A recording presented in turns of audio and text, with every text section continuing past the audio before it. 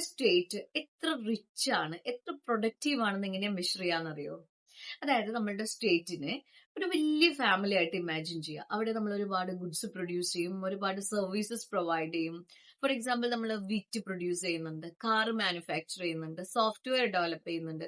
So ഈ produce ചെയ്ത ഗുഡ്സിന്റെ അതുപോലെ പ്രൊവൈഡ് ചെയ്ത സർവീസസിന്റെ ഒരു ടോട്ടൽ വാല്യൂനെയാണ് നമ്മൾ GSDP പറയുന്നത്, അതായത് gross state domestic product.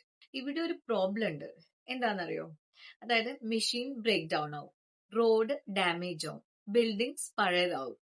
So അവിടെ ഒരു ലോസ് ഇൻ വാല്യൂ സംഭവിക്കുന്നുണ്ട് അല്ലെ? അതിനെയാണ് ഡിപ്രീസിയേഷൻ എന്ന് പറയാ. ആ ഡിപ്രീസിയേഷൻ കൂടി കൺസിഡർ ചെയ്താലല്ലേ നമ്മളുടെ സ്റ്റേറ്റിന്റെ ട്രൂ ഇൻകം കിട്ടുള്ളൂ. സോ ആ ഡിപ്രീസിയേഷൻ നമ്മൾ GSDPയിൽ നിന്ന് സബ്സ്ട്രാക്ട് ചെയ്ത് കളയും. So we will get NSDP, അതായത് net state domestic product. That is the value we will get after removing depreciation from GSDP. ഒരു ചെറിയ എക്സാമ്പിൾ പറയാം. സ്റ്റേറ്റിന്റെ GSDP 10 lakh crore എന്ന് വിചാരിക്കുക, ഡെപ്രിസിയേഷൻ 1 lakh crore.